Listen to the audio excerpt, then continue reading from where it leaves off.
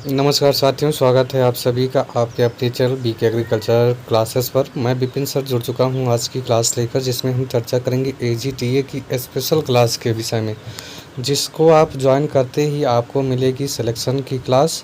तो इसलिए जल्दी से जुड़िए हमारे चैनल बीके एग्रीकल्चर क्लासेस से और देखिए सभी इम्पोर्टेंट एमसीक्यू वाली क्लास, जो कि टॉप 20 एमसीक्यूज़ हैं, जो कि आपके एजीटीए के लिए स्पेशल क्लास चलाई गई है और बेहतरीन क्लास। पहला प्रश्न आप सब सभी के बीच, काली मिट्टी को अन्य और किस नाम से जाना जाता है, जो कि यह किस फसल के लिए उपयुक्त होती है। जल्दी से कमेंट करिए प्रश्न का सही उत्तर। आज की श्रृंखला में हम चर्चा करेंगे 20 एमसीक्यूज़ इम्पोर्टेंट प्रश्न, और प्रश्न का उत्तर होता है रेगुर मिट्टी, जिसको हम कपास की खेती के लिए उपयुक्त मानते हैं, जो कि काली मिट्टी। अगला प्रश्न, पौधों में खैरा रोग किस तत्व की कमी के कारण होता है। लोहा, जस्ता, तांबा, नाइट्रोजन। जल्दी से कमेंट करिए प्रश्न संख्या 2 का सही उत्तर क्या होगा। सही उत्तर, खैरा रोग की कमी से कौन सा कमी किस कारण होती है, तो होता है जस्ता। उत्तर आपका। प्रश्न संख्या 3 की तरफ चलते हैं और बताते हैं प्रश्न संख्या 3 क्या है। नीली क्रांति का संबंध किस क्षेत्र से, आपको कमेंट करना है। तिलहन उत्पादन से, उर्वरक उत्पादन से, दूध उत्पादन से या मछली उत्पादन से।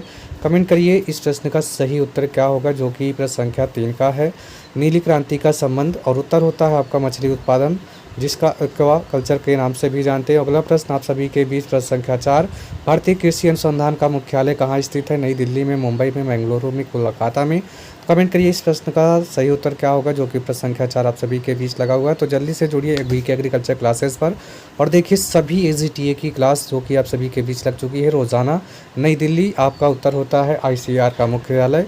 अगला प्रश्न आप सभी के बीच, फसलों में हरी खाद के रूप में निम्नलिखित में से किस पौधे का उपयोग सबसे अधिक किया जाता है। गन्ने का उपयोग किया जाता है, सरसों का उपयोग किया जाता है, मक्के का किया जाता है, सनई या ढैंचा का उपयोग किया जाता है। तो जल्दी से कमेंट करिए इस प्रश्न संख्या 5 का सही उत्तर। और उत्तर होता है सनई या ढैंचा, जिसको हम कहते हैं, जिसका उपयोग हम हरी खाद के लिए उपयोग में लाते हैं। चलते हैं अगले प्रश्न की तरफ। और अगला प्रश्न है, प्रकाश संश्लेषण के दौरान पौधों द्वारा किस गैस का अवशोषण किया जाता है। नाइट्रोजन गैस का, कार्बन डाइऑक्साइड जिसको हम CO2 कहते हैं, हाइड्रोजन, ऑक्सीजन। तो प्रश्न संख्या 5 का सही उत्तर कमेंट करिए, सही उत्तर क्या होने वाला है। Nitrogen, carbon dioxide, hydrogen, oxygen. तो उत्तर होता है कार्बन डाइऑक्साइड गैस। चलते हैं अगले प्रश्न की तरफ। अगला प्रश्न आप सभी के बीच लग चुका है, टिक्का रोग निम्नलिखित में किस फसल का मुख्य समस्या वाला रोग है। आपको बताना है कौन सी फसल में टिक्का रोग सबसे ज़्यादा लगने के प्रभावशाली होते हैं। तो धान, गन्ना, मूंगफली, गेहूं। जल्दी से कमेंट करिए प्रश्न का सही उत्तर। ये एमसीक्यू वाली क्लास आप सभी के लिए रोजाना अब लगने वाली है, तो जल्दी से जुड़िए बीके एग्रीकल्चर क्लासेस से और चैनल को सब्सक्राइब करिए। और अगर पहली बार चैनल पर जुड़ रहे हैं तो उत्तर आप सभी के बीच है मूंगफली। पौधों के जल और खनिज का परिवहन मुख्य रूप से किस ऊतक के द्वारा किया जाता है। एपिडर्मिस के द्वारा, फ्लोएम के द्वारा, जाइलम के द्वारा या कोटर्स के द्वारा। तो जल्दी से कमेंट करिए इस प्रश्न संख्या का उत्तर क्या होगा, जो कि आप सभी के बीच लगा हुआ। तो चलते हैं उत्तर की तरफ और उत्तर होता है जाइलम।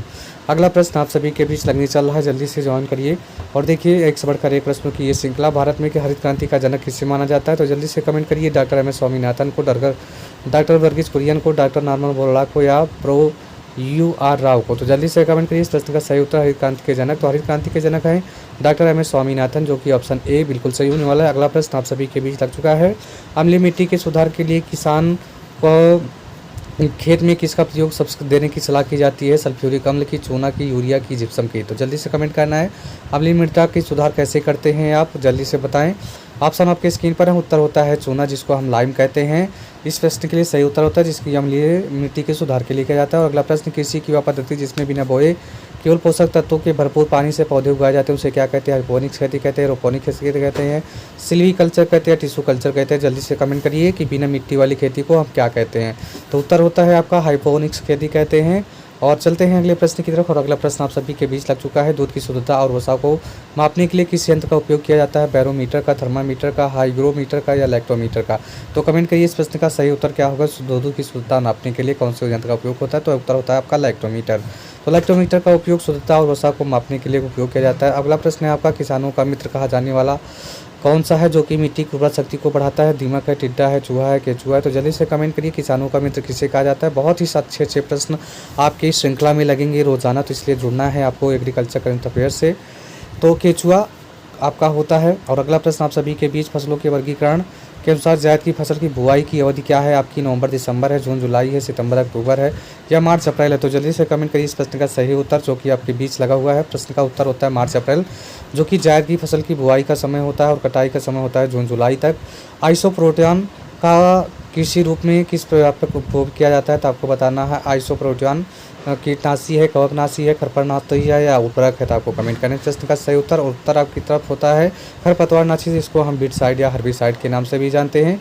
और अगला प्रश्न आप सभी के बीच लग चुका है, पौधों में पादप हार्मोन्स एथिलीन का मुख्य कार्य क्या है? फलों को पकाना है, कोशिका विभाजन को बढ़ाना है, पत्तियों को गिरने से रोकना है, पौधों की लंबाई को बढ़ाना है। तो जल्दी से कमेंट करिए इस प्रश्न संख्या का उत्तर क्या होगा, जो कि पौधों के एथिलीन का कार्य बताना है। तो उत्तर आपका है फलों को पकाना। और चलते हैं अगले प्रश्न की तरफ। और अगला प्रश्न आप सभी के बीच लग चुका है, दलहनी फसलों की जड़ों में कौन सा जीवाणु पाया जाता है जो वायुमंडलीय नाइट्रोजन को स्थिरीकरण करता है? तो बताना आपको उत्तर स्ट्रेप्टोकोकस होता है, लैक्टोबैसिलस होता है, राइजोबियम होता है या के कोलाई होता है। तो उत्तर कमेंट करना इस प्रश्न का। तो उत्तर होता है आपका राइजोबियम, जो कि दलहनी फसलों की जड़ों में सबसे ज़्यादा पाया जाने वाला जीवाणु है।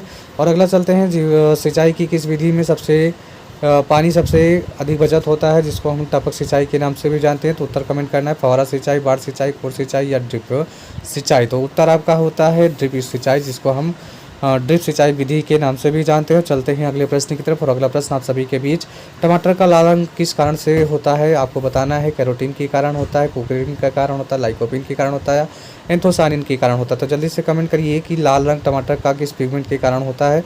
तो उत्तर होता है लाइकोपीन के कारण टमाटर का लाल रंग होता है। तो चलते हैं अगले प्रश्न की तरफ। और अगला प्रश्न है, मिश्रित खेती की सही परिभाषा आपको चयन करना है, कौन सी होती है? फसल उत्पादन के साथ साथ पशुपालन भी करना, एक ही खेत में साथ दो फसल को उगाना, सिर्फ नकदी फसल को उगाना, रासायनिक खादों का उपयोग किए बिना खेती करना। तो उत्तर आप सभी की ऑप्शन ए आपके बीच लगा हुआ है।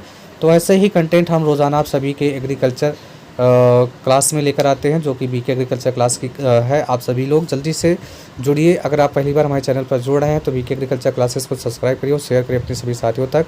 और रोज़ाना की क्लास अब आप सभी की AGTA क्लास की चलती रहेगी जब तक एग्ज़ाम आपके ख़त्म नहीं होगी।